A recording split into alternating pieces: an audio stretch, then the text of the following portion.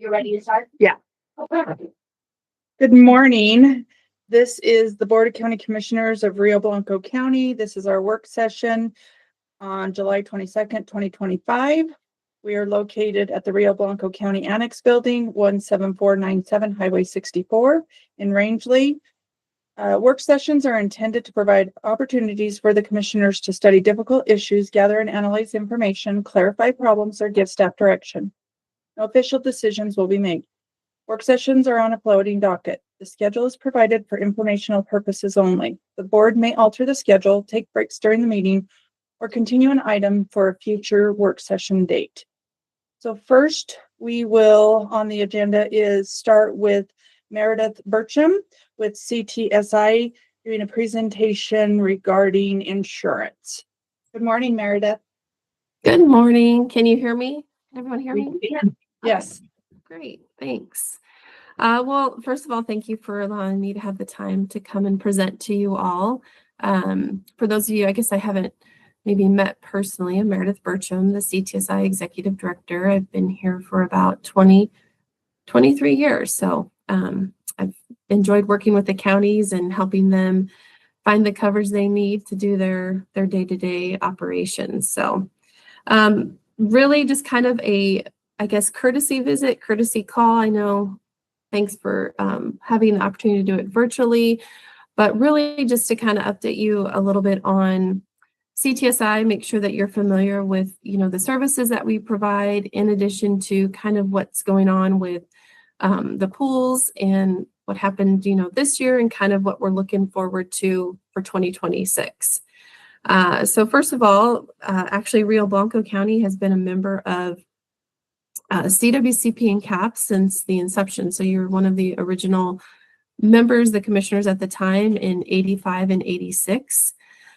So obviously the pools are successful because of the membership. So we obviously appreciate your membership and value that within the pools. They are all county owned and operated. We like to say you can't get more local than owning your own insurance company. And the money that you're paying into your contributions obviously expands with the other services, the value added services that CTSI provides to assist your county as well. So the pools were formed in the 80s, actually, as at the time when there was not a lot of capacity, and the commissioners got together, thought, hey, what if we pool our resources together, spread our risk and exposure across a larger base, and that'll give us a little more weight to be able to go out into the markets to get some of those coverages. And obviously the coverages then are more specific to counties. I guess the policies that we have, except for CWCP, some of the statutes we have to follow, but as much as we can, as far as policies, they're not off the shelf policies, very broad coverage with the intent to try to find coverage instead of excluding coverage, like you might find in insurance carriers. So the pools have been successful, still continue to be viable as it appears to the Division of Insurance, continue to get this last year a clean financial audit opinion. The pools are all 3 audited annually. So it's good to know that they're in good financial state as well for all of these years and continue to do so going forward. In saying that, CTSI is actually a nonprofit organization that sits above the 3 pools to administer them. And that was actually formed in 1992. So it was formed a few years after the pools were formed. When the pools were formed, CCI and CTSI were one organization. And prior to 92, the commissioners felt that I think a lot of it was due to political reasons, not if you didn't have to be a member of all pools of CCI, CTSI, they wanted to have some flexibility. So CCI, obviously you're probably aware, became the lobbying arm, and CTSI then was referred to as the service arm. So CTSI has about 19 employees, and we spread those out among the 3 pools to provide the claims administration, to provide the other value added services that you all receive as well. We do have the 2 loss control, and we split those between the state. We did just recently lose Steve Pacherik. He actually had a job opening back in his home state, so he moved to back to Minnesota. So we are currently looking to fill that position. Actually, I've been interviewing this past week and this week, so hopefully we'll have someone new within the next couple weeks. But Marilyn Wagner, who had been here for years and retired, actually agreed to come kind of fill in for the next month or so to kind of make sure that we don't have any gaps in our services to our members. And then we have the HR position specialist, Siri Wenzel.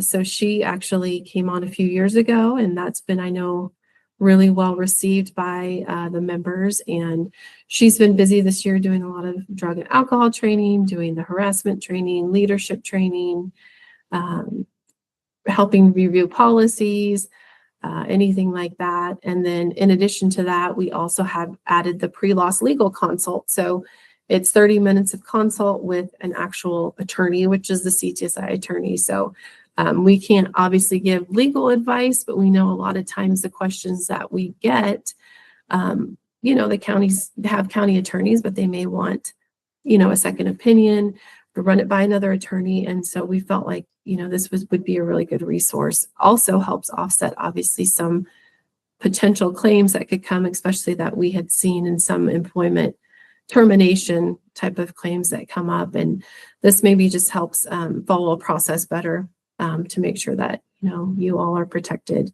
from a potential lawsuit. So I'll just kind of move in. That's just a little brief overview of some of those services.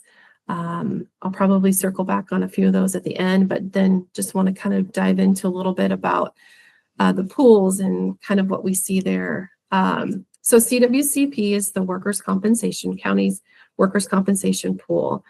And that membership covers all your employees, your statutory volunteers.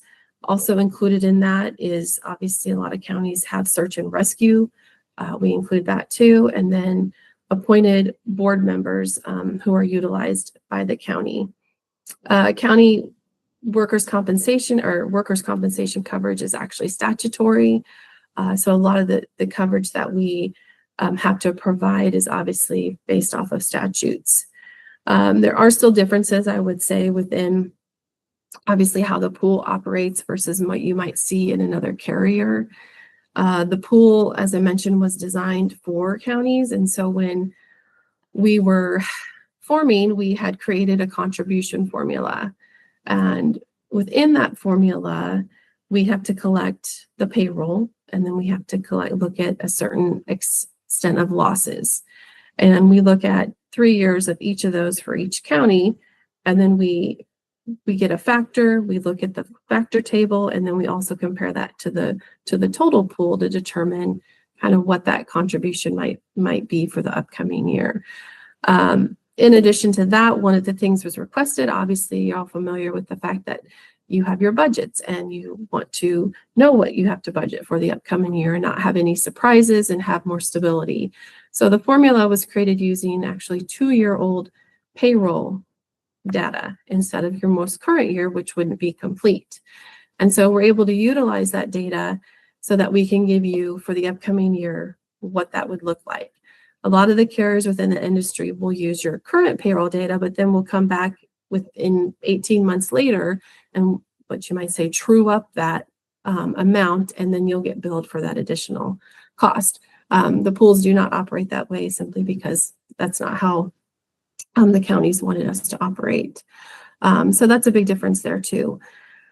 I'd say in addition to that, we do have classification codes and we have to follow the NCCI, but we're not obligated to. So we utilize the NCCI codes, which would be classification codes for all of your employees. And we work with counties to make sure that we're placing employees in the right spot in which they should be. But we also have some flexibility within that for county structure so that we have some differences in the way that they might be placed as far as board members, for example. We have a different rate we might use for that.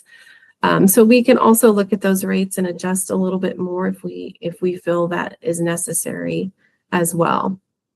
We actually also look at, so in the workers' compensation world, they have a mod factor, and each employer has a mod factor, and then that kind of drives us based upon your losses, your exposure, your payroll. And we were able to, with the Division of Workers' Compensation, be able to utilize one mod factor for the pool.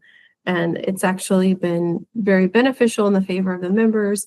It's been below a 1 for many years, which is positive. Over the 1, you're kind of moving into some more negative. Below 1 is positive. And so we've been able to utilize that and keep that to be seen as viable for the pools as well. So that helps kind of keep that more stability that I mentioned earlier, rather than a lot of the up and down swings that you might see if you were to be, on your own with another carrier. In addition to that, we also have equity that we carry within each pool. And there are formulas that we have to follow within the division of insurance each year, and we meet those requirements. But then if there's an amount that exceeds that, then we don't want to hold on to that. We want to make sure that the members are able to reap in those benefits of that equity. And so we look each year to see the amount of equity that could be distributed to help hold down your contributions for the upcoming year. CWCP has around 25 million in equity right now. And so the last couple of years have been actually able to give back 3 and 4 million in equity. And so that amount is spread within the formula that I mentioned earlier. And so each county gets a certain portion of that equity distributed to help reduce their overall contribution. Within workers' compensation, it's been running well nationally, and the pools have been running well as well the last few years.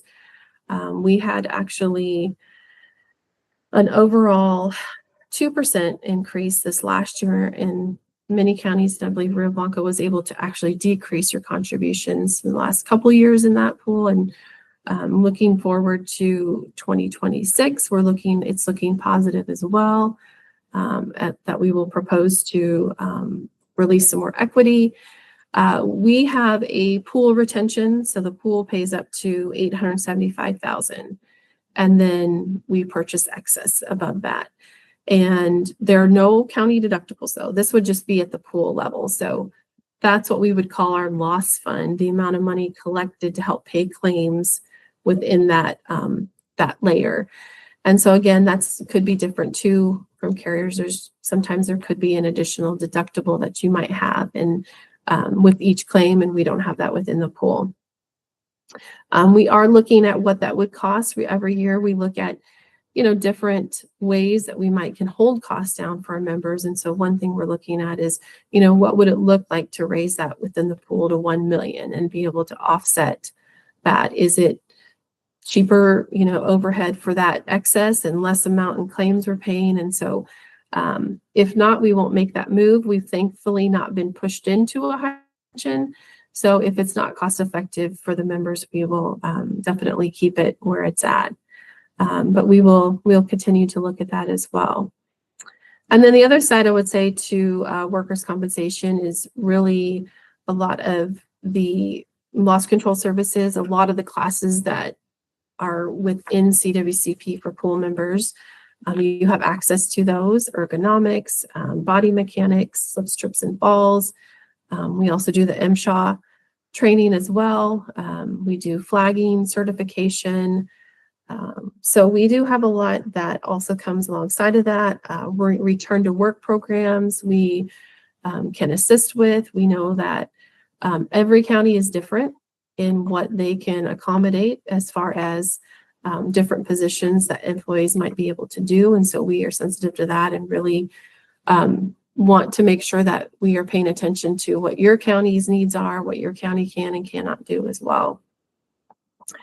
In addition to that, we also keep up on any policies you have for return to work. We're happy to look at those and help keep those up.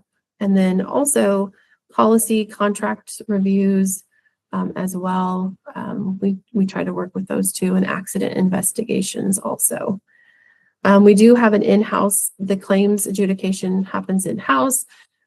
So we're here to also provide, reports so that we know what's happening, and that communication on any claims that might be happening.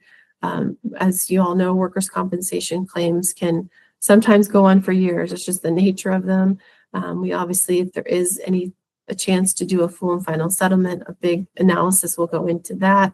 We might work with our attorneys that we have for CWCP in those situations, and of course involve the county in those conversations. And then the next pool I'll just kind of hit on a little bit is CAP right now, and CAP is your Colorado County's casualty and property pool. So this pool has many different lines of coverage that fall under it. You have your property, you have your general liability, which would also be your professional liability, often referred to as public officials liability, errors and omissions liability. And then you have your law enforcement liability, your automobile liability, and then also crime and cyber coverage. So this pool actually, in the last few years, I would say was hit a little bit harder in general with what had been happening within nationally, within the industry. It's more of a hard market, I would say, has been for probably the last 3 to 4 years, unfortunately.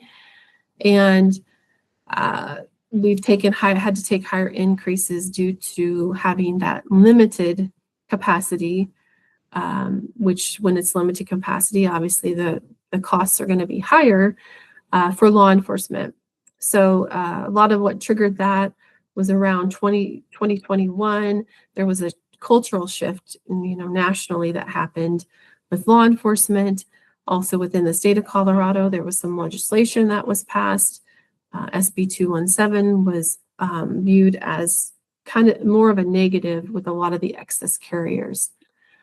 So as I mentioned earlier with CWCP, we have pool retentions, and then we have to purchase excess coverage so that there's adequate coverage to cover the needs of the day-to-day operations of our pool members. And so each year we do go out to bid, we look at different carriers, we negotiate, we provide the story of the pool in every area, our claims, our risk.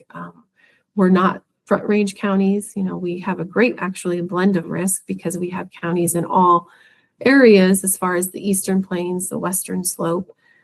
So it adds for a good blend. We've have wind and hail for property and wildfire, and it blends nicely together. And so we want to make sure we always tell that story each year that we go to bid. But with property, this last year, actually, we did see a little shift in where starting to move to a little bit of a soft market in property. We were able to take an overall decrease in the pool for our excess coverage. We were able to keep our limits. We were able to not increase our pool retention either. And so those were all positives for that. We're looking at this year so far, what we're seeing is that it's continuing to look more like a soft market in property. So probably a pretty decent renewal, if not some decrease for this for 2026 as well on that line of coverage.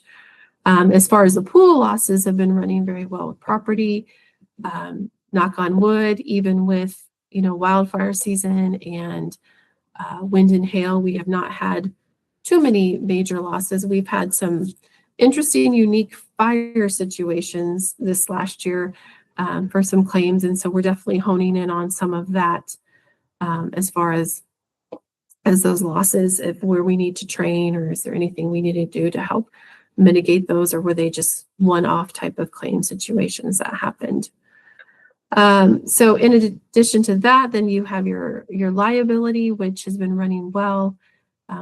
That's the side, though, they're saying is seeing a little bit of an uptick in as far as costs. A lot of it, since we do have to purchase excess, we have to be lumped together with the book of business nationally. And so where we saw an increase in law enforcement issues, the school districts and that insure a lot of the same public entities are seeing an increase in sexual molestation cases, and that's kind of driving this harder market for the casualty liability side. We do not cover, that's actually excluded in CAP, but we would help to defend until the point of for the county side of it. But so we're still kind of seeing how that might look for this next year as far as the pool. Losses seem to be more normalized for employment termination. We're seeing a lot more communication with the HR specialist and the pre-loss, as I mentioned, and I think that helps keep some of those claims down too. And then law enforcement, which I mentioned was kind of the driver in where we were seeing CAP increases a little bit more the last few years. We had to, in 2021, we had what they call in the insurance industry 2 towers. We had 1 tower that we combined our liability and law enforcement, and we had to actually split those apart and to be able to find the right coverage for our members. So we did that, and we were able to obtain coverage. We did get a decrease in some limits for law enforcement. So we've continually wanting to increase those limits. We have an actuary we work with for the pools that they feel, a 95% confidence level in the limits that we have. But again, the more that we can get, the better it is for the pool. So we continue to look at that each year. I would say that we've implemented some different training and making sure sheriff's departments have policies in place. We fully understand that there are risks inherent to sheriffs, and our job is to find insurance coverage for them. But we also know that there's some things that we could help do to maybe mitigate and be a good defense if a lawsuit were to come in that area. So working on that, and we've seen a little bit more of a decrease, I would say, overall in de-escalation, and just, I think a lot of it may be shifting a little bit in favor of law enforcement again. So we're still in the hard market though, so not fully sure on what we'll see yet for next year.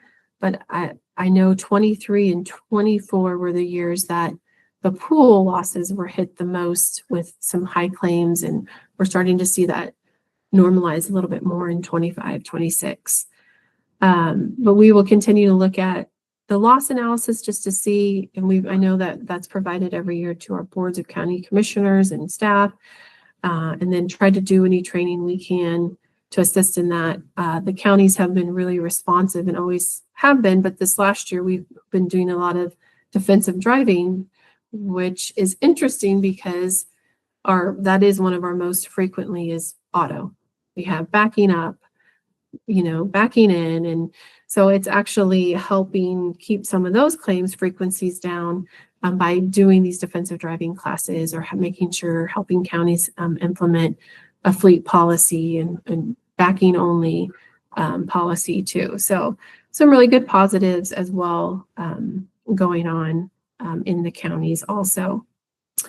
As far as the crime, that's been running well. As far as we've seen for increases, we have a 250,000 pool retention for that. And then we've been with the same carrier for many years, and it's been a really good relationship. No foresee any changes with that. And then cyber. So cyber is the other one that we're going into more of a soft market. So we're going to try to raise the limits again in cyber. Probably around the same time with law enforcement, cyber was getting hit too. A lot of public entities, they felt they didn't have security measures in place. And so we worked really hard with the counties, and they were really receptive on getting the MFAs in place and having security measures. And so we've been able to tell that story and been able to kind of open the doors more for different carriers and for more coverage and limits within that as well. We'll continue to monitor the AI. I know that's becoming, more prevalent, and we continue to monitor that and seeing if there's other coverage or, CAP's meant to be an all risk policy. So we want to make sure though that there's nothing that we're missing, within that too. But that appears to be more of a soft market. So probably a good renewal on that line of coverage for next year too. As I mentioned earlier, just they're not off the shelf type policies. So I think it's good just to remember that, they're there to try to find the coverage. We have some exclusions that we have to have within that are pretty standard, but for the most part, we try to find the coverage where we can and keep them very broad so that we can cover the day-to-day operations and issues that come up. The same thing goes in place with our loss control, and that goes hand in hand with CAP and CWCP. It's not meant to be coming in and telling you how to run your county or requiring that you have to make these changes. They're more recommendations for safety, recommendations to help keep the claims down. And obviously we, again, know every county's different. And so the whole, I guess, motive behind that is also, again, to make sure that we're being creative with counties. Some counties can't afford certain upgrades or certain things. So how can we help come up with creative ideas to help, make that recommendation be met?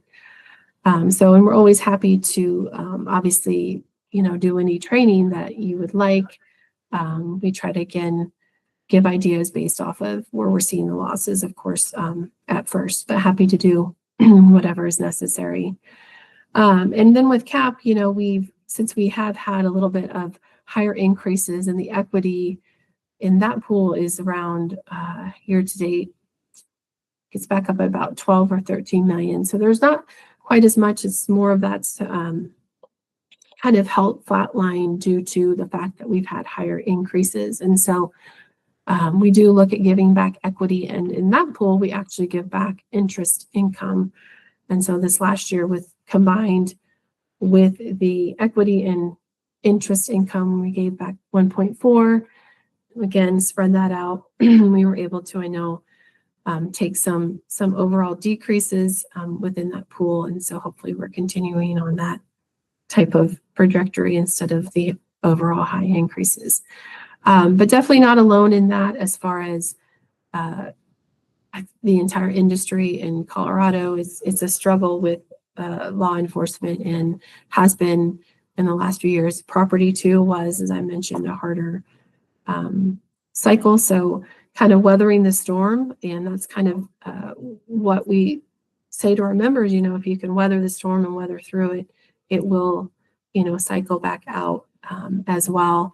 And the savings is there. I would say each county has significant savings each year, as far as with the way that our contribution formula works, and then the way that our equity distribution. We've given back over the years 23 million in CWCP and about 80 million in CAP.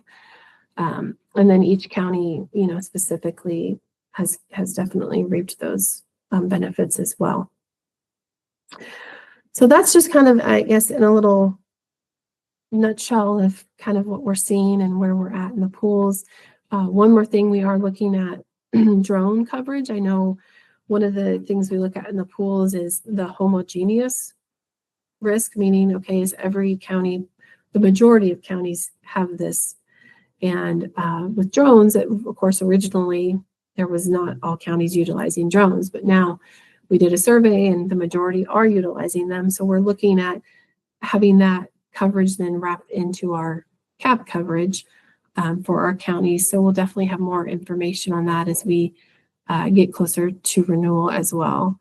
We're also looking at, we continue to look at just some of our processes internally of, automating a little bit more as we move along. So you might start to see more of that in some of our claims for this next year. And then we're also looking at a learning management system for our loss control videos and training. So right now, the way that it's set up is that like maybe the road and bridge supervisor has to go in with his or her login, and it just makes it a little difficult than if you want all your employees, they have to all kind of go in under that login. So this would be more of where the employees could go in and actually do the video and then take a quiz and have a certificate issued. So we're looking at that too, and rolling out some of that hopefully in the next year or 2 years as well. So then the other pool obviously is CHP. And that pool, I know you all were members from about 2011 to December of 23. And that pool has the last couple of years had a little bit higher increases than we typically see. On average, 10-year average, that pool has had about a 5 to 6% average. However, we had a 13% and then a 9% this last year for 25.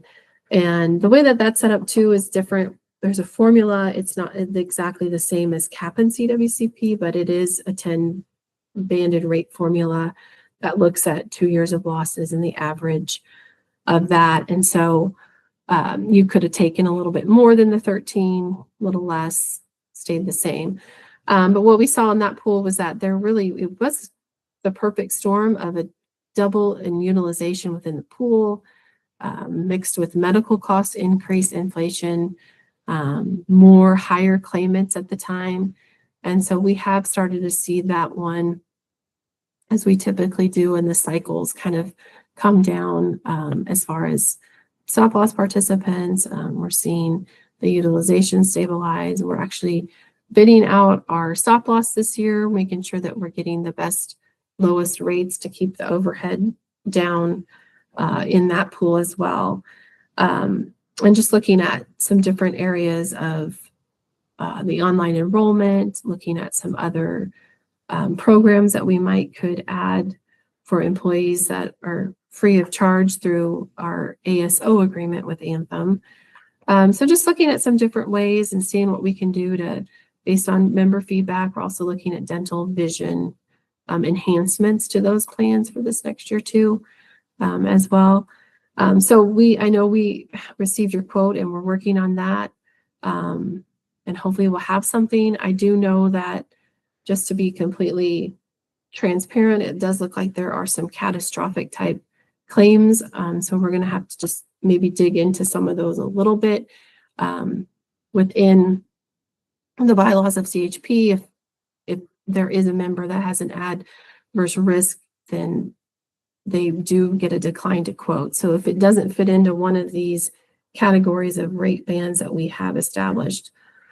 So we are looking through that, and hopefully we'll have something to you relatively soon, so that you can compare that with what you're looking at too.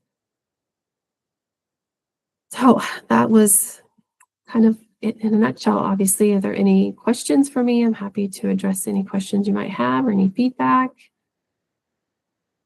Any questions? Do you have any questions? No. Do you guys have any questions? I don't think so. No. We appreciate your time, Meredith, and going through that history is helpful. So I know I sit on the CW CP board, and just having a little bit more knowledge now. I mean, every year I think I'm getting it, but so I appreciate it. Yeah, absolutely. And we appreciate your willingness to, serve on that board and take time to do that. We appreciate that. Thank you. So. You're welcome. Well, I think we don't have any questions, so you can go on with your day. Okay. Well, thank you very much for your time. I really appreciate it. Thank you. Thank you. Have a good day. Right. Take care. You too. Bye-bye.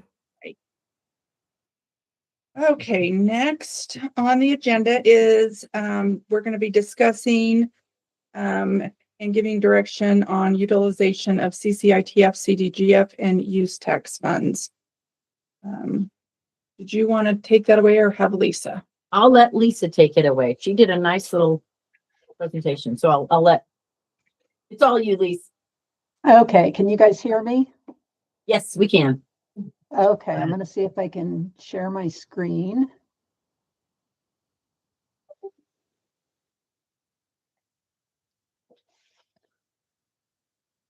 Okay, are you seeing my screen? We are now. Yes. Okay. Okay, I just put together a brief presentation here to kind of show you what's available in the CCITF, CDGF, and use tax funds for grants next year in 2026. This is mostly focused on fund balance, and that's because it represents all the available assets you have available net of any liabilities for each of these funds. And the assets for each of these funds is in cash at June 30th, 2025. So you don't have a lot of other types of assets that are included in those net assets at the end of the year, or at this point in the year. So I'm going to start with the CDGF funds. The source of revenues for this is the electric sales tax revenue. And that amount carried forward from 2024 was $139,183. Budgeted revenues for this source was $54,000 for 2025. And through June 30th, the county has collected about $22,000 of that. The BOCC budgeted $10,000 for grants to others from this source for 2025. and 5,400 is passed through to the towns.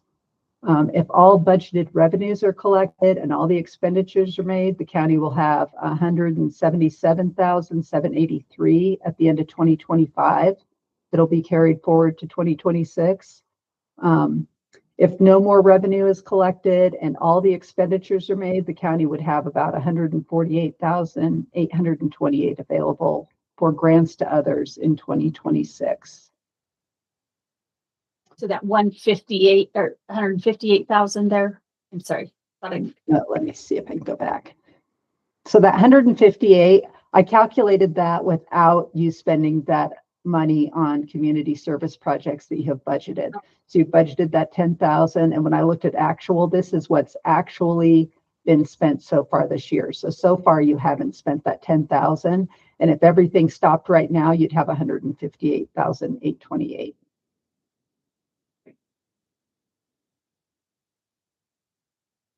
Okay, So the you use know tax- what the, I'm sorry. I'm sorry. Go ahead. Go ahead. Go ahead. Maybe others know what was the thing that was budgeted for? $10,000. We were gonna accept grants and make a decision. No, we granted it out. What We were granted the it out. grants? I, I'm trying to think. I'd have to look Okay. that back up. That's okay. The one that was on the Rangeley School District because they couldn't get the plumber in. No, that was 150, and I think they're working on that one. So that one was rolled over. that was CCIGF funds. Yeah. Mhm. Yes. We had Okay. something about the town of Meeker with their water line. Was it something to do with that? They were going to redo a road, and then they pulled out of that one. So I guess the only reason I care is, do we have 148 or do we have 158 to work with? I guess that, I'm basing it off the 148. And I can find out what that 10,000 was. I'll do that. that's the only reason I was asking, because do we think we will use these? Okay. Okay, sorry. That's okay. Okay, the use tax fund, I tried to break this out a little bit between the operating expenditures and the transfers to other funds and the other activity in that fund. So that fund also has the Rodino transportation costs and the White River Roundup costs and some expenses for Columbine Park. And then there are also grant funds that come into the use tax fund for White River Roundup. So I tried to break that out a little bit and show the use tax at the top. It was budgeted for $850,000. The county's collected $437,651 through June 30th, which represents about 51% of budget. As we discussed last month when I talked about the use tax fund, construction materials are down quite a bit in that fund, but material vehicles use tax is up. So I think the use tax is greater than 60% of what you expected to collect for motor vehicles. If you take net income before the program activity, and what I'm counting as program activity is Rodino, White River Roundup, and Columbine Park, then you budgeted $473,648 of revenues over expenditures. And so far through June 30th, you have 368,130. And then I dropped it down and showed the program activity. So if you take the revenue that was budgeted for Rodino, White River Roundup, and Columbine Park over the expenditures for those activities, the use tax fund is funding $476,265 according to budget.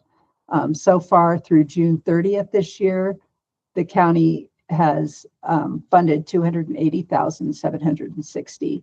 And some of that is just because we haven't yet received those second quarter revenues for those grants in White River Roundup. So that number should actually drop a little bit with those programs covering more of their expenses. Total revenues, I'm sorry, go ahead. I was just going to kind of maybe more of a question for Jennifer. So when do you anticipate that any of those cuts that are coming from the big beautiful bill will, or whichever program that would affect us for the remainder of 2025? Or do you think it's going to really hit in 2026? So that wasn't in the big beautiful bill, but Heather Jones at AGNC, if I remember not this last time, but the time before, had said that the funds are going down. And so it could potentially, because they, again, are on a different cycle than we are. And so that would start in October. And so, yeah, we could potentially see a decrease in those funds. At least that's what Heather, but she had a spreadsheet there, but I don't remember what those numbers were, but she did say there was going to be a decrease in 25. So it would be In October, November. November, December. It'll be the 25, budget. 26. Yeah. Yeah. Yeah, because they're years. Yeah. Current fiscal year. Okay. Okay, so in the use tax fund, you'd carried over 4,255,335 from previous years. If you had all the revenues and expenditures that you expected to according to budget, you dip into that fund balance by 2,617 at the end of the year. Currently through June 30th, there's an addition of 87,370 to fund balance, bringing it to 4,342,705. And that represents about 48 months of, or the budgeted amount represents about 48 months of cash on hand to cover fund expenditures. So if you collected no more revenue, you could continue to fund these programs for 48 months is what that says. And typically statutorily, is it a 24 or 36 months? I mean, what would be the typical amount of reserve? I don't think there's any statutory requirement for reserves. What I generally see as a suggested fund balance is at least 90 days of cash on hand or 90 days to 6 months of available fund balance to cover expenditures. What we got? With what's going on federally, we need a lot more than that. It will dwindle. Yeah. Thank you, Lisa. Go ahead. Okay. The CCITF fund, you budgeted investment income of about $592,000, and so far 360,000 of that has been collected, which is 61% of budgeted investment income. Budgeted expenditures were for the Rangeley School District and the Meeker Museum roof. And those came to $234,060. And those funds haven't been spent yet in the fund as of June 30th. Total budgeted revenues over expenditures for the year is $358,723, which would bring the fund balance in that account to $22,336,482. And that's really the amount of cash that you have that you're budgeting to be available at the end of the year. And right now it's pretty close to that at $22,338,297. And then those funds are restricted to, I believe it's capital projects.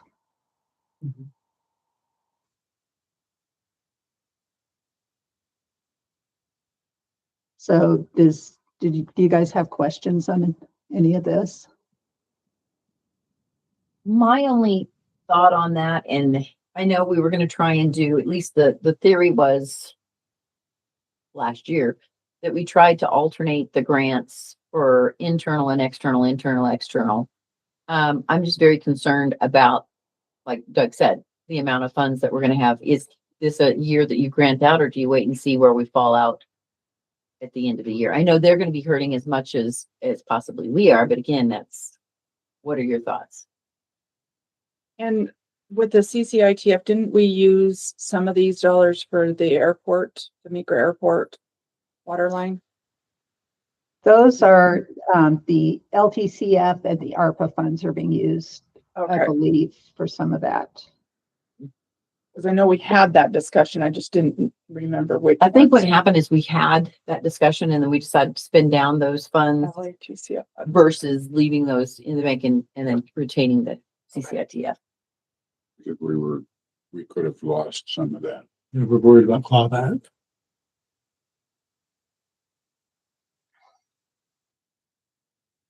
And I guess the only thing is, if it is something where you do want to grant to external taxing entities, again, that, looking back at the way that the granting was set up, they do need to be a, governmental, like a taxing entity. So, we did end up using some funds towards, we contributed some money to, I think who it was.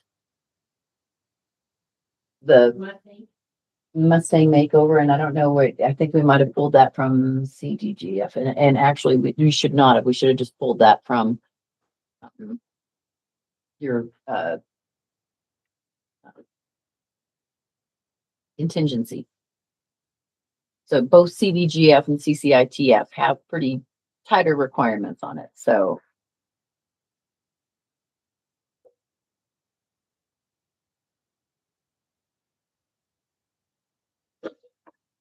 What are the requirements on CDGF?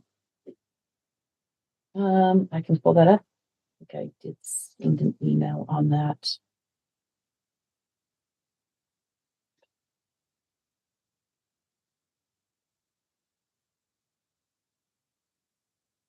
Come on.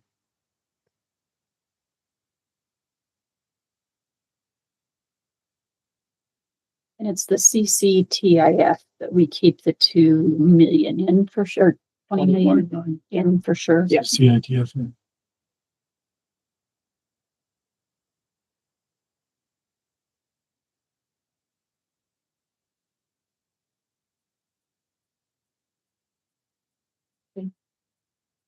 And I don't think we've granted anything on use tax for a couple of years now. I think we've not touched that one, right? Lisa, I don't recall. I don't think we have use tax typically is funding our internal Columbine Park and White River Round White River Roundup and and the those- buses. and the buses. Yeah. Yes. It's kind of a continuing grant every year, if you want to call it that. Well, we've not allowed any of the special districts to use it in the last few years. We withheld that, waiting to see what was going to happen at the federal level with Older Americans Act. And it doesn't have a minimum that we have to keep in it. Mm-mm. Well, 90 days, which is, Have a healthy cash fund. Yeah, I don't think you want to get too close into that. I mean, again, we've always been very conservative about keeping those reserves way higher in the event that you did have an emergency, you did have to, pull funds. I'm sorry, my computer is still thinking. And the CDGF is at the 148. I'm assuming that doesn't need to, it does not have a minimum either, is what I'm assuming.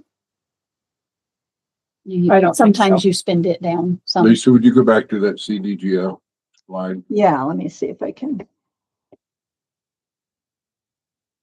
Yeah, it would be at 148 if you spent that 10,000, and it's just part of the general fund balance.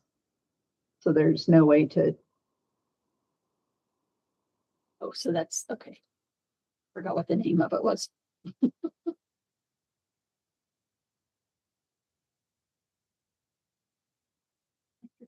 What I can do is I did send you all an email. I believe it was like, it would have been maybe a full month ago. And I'm trying to find that and it's not pulling out where I broke down those ones. And I think I haven't. Here. and I was thinking that the CDGF, Yeah.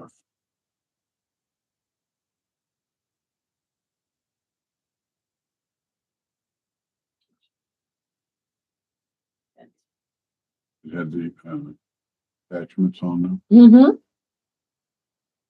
Send it back to you. Thank you. I don't know when I'll get it. Like I said, I've been, And Vicky, it's Laura. hi Laura. Hello. And so isn't the CDGF funds kind of earmarked for like recreation and culture type items? Laura, I don't know. You probably know more on that than I do. I don't That recall would be seeing that in the file. I Sorry, think Lisa. that would be the CTF, the Conservation Trust Funds. Yeah. It just says that in one of the budget books, under the community service projects is just where I was looking. I'll keep looking.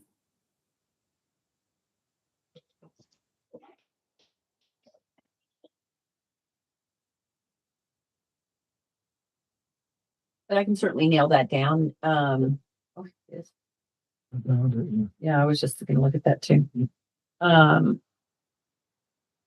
so, the fund is supported by revenues from electricity sales tax. Funds are intended to be granted out for projects benefiting the county or its political subdivisions. While there are no formal eligibility requirements or structured application processes listed in past budget, the budget book historically notes that CVGF is to support the county or its political subdivisions. Last year, there were 2 CDGF funds that were granted to non-political subdivision entities. Well, we should be cautious about making sure that those align with future guidelines.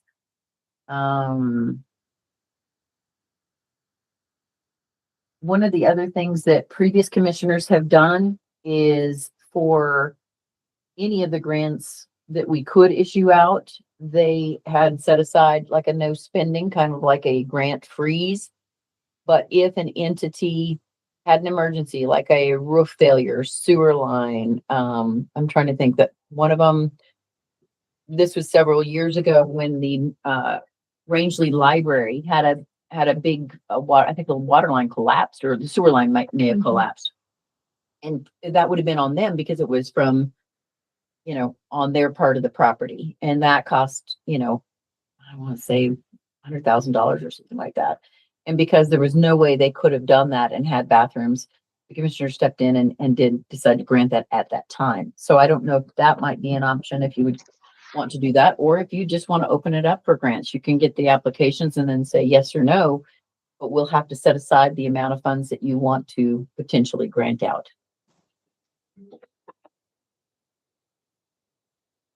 What if we do the emergency, go the emergency way where we just say that with the uncertainty in funds and stuff, we aren't going to do anything except emergencies. Do we have to come up with an amount, or can we just do an amended budget or something?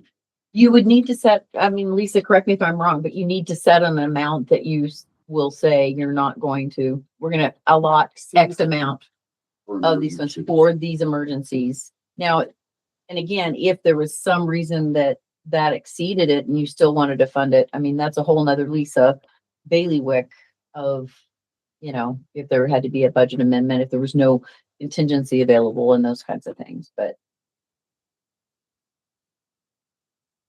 So you could do it, you just have to do an amended budget. Which is quite a process. It makes Lisa squirmy, right, Lisa? It's fine, easier. as long as, and really at the state level, what you have to do is balance your individual funds, so you can't overexpend your funds. If you wanted to amend the budget just in that department, it wouldn't be that difficult as long as you hadn't overexpended the funds in the general fund, if that makes sense. I also have the ability to allocate in case of emergencies or something. And if you just don't have that, the money just stays there and you do something else with it. Yes.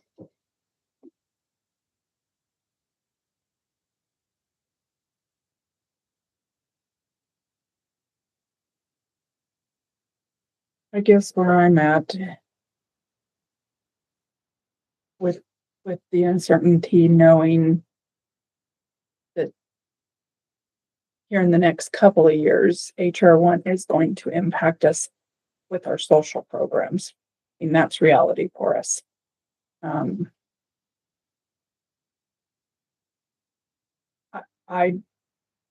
It's not going to hit us until 27 with one of them.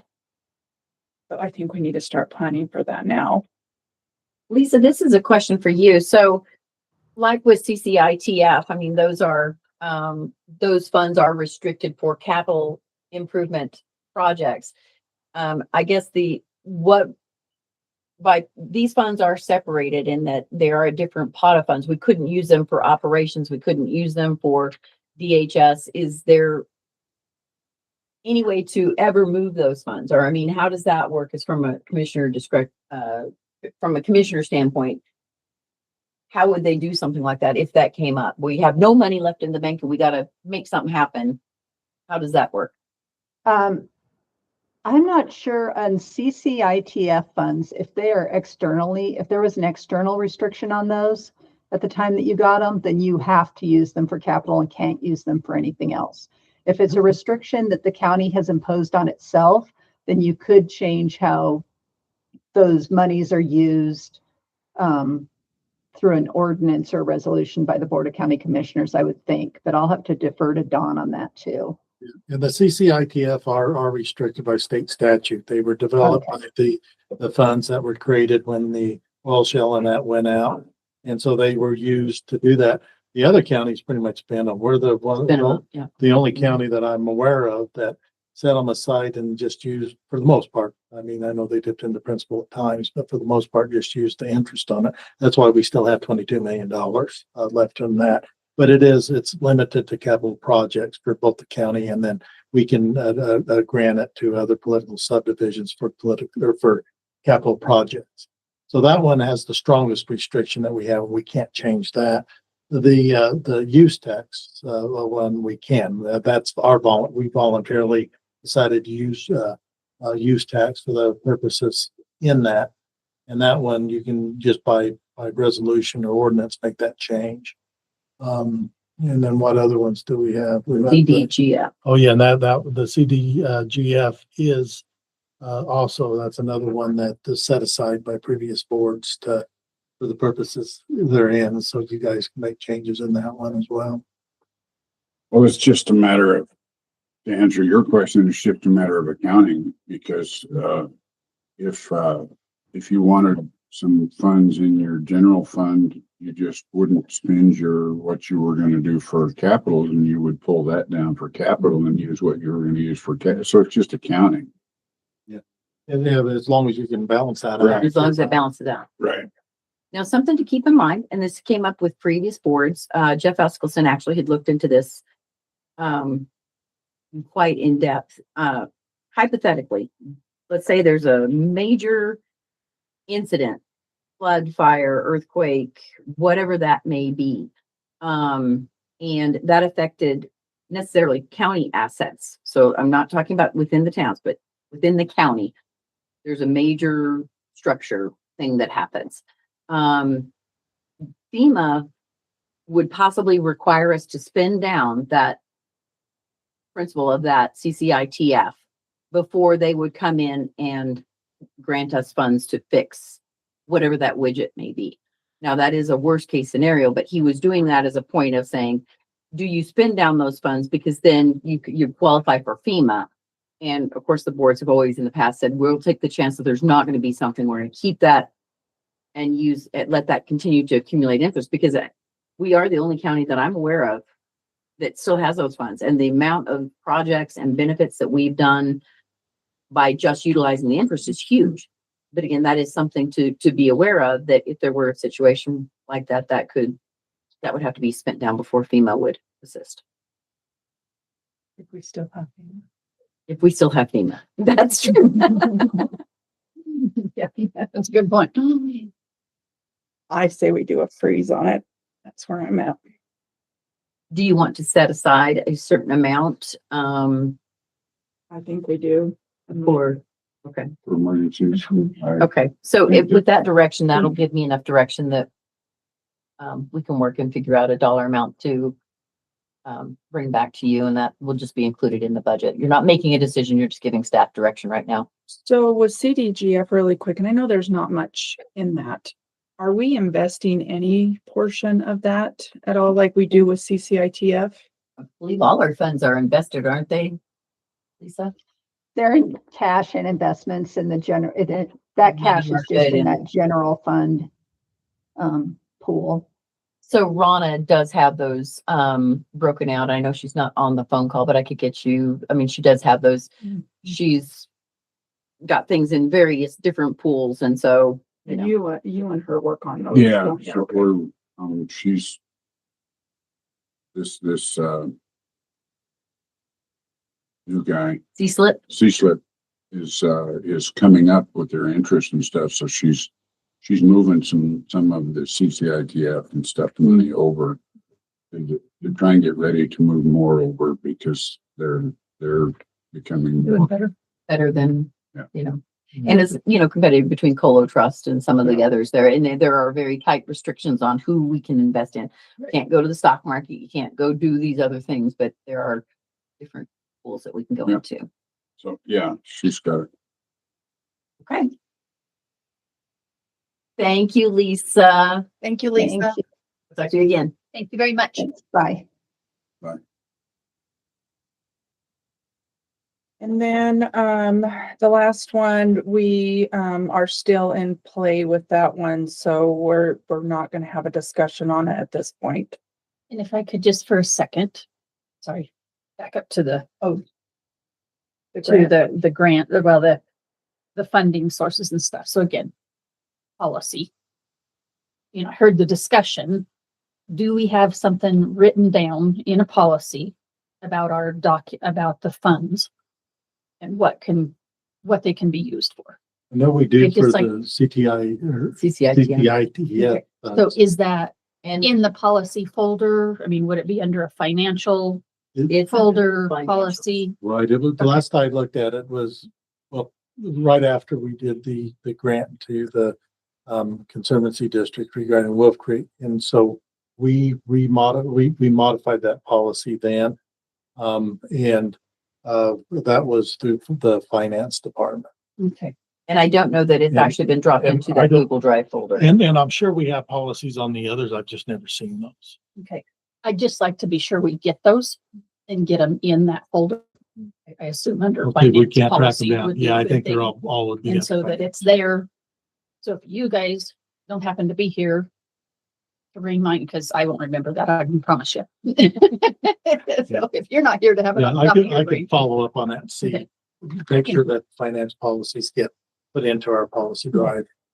I would. And we need to look at some of those too. I've just Right. been kind of saying, okay, are these adequate for Makes what we're sense doing today. now? Yeah. Mhm. Yep, updating. And I don't think, you know, like the one for the CCITF, we looked at because it became necessary in other policies that we've looked at over time, like our procurement policy and stuff. But I'm sure there's old dusty policies back in the Right. that we haven't, that I've never seen. And in fact, yesterday I was talking to Carmen with DHS saying, okay, when we get a little bit after budget, we want to sit back and look at all of our policies with DHS to Mhm. make sure that those are current. Yep.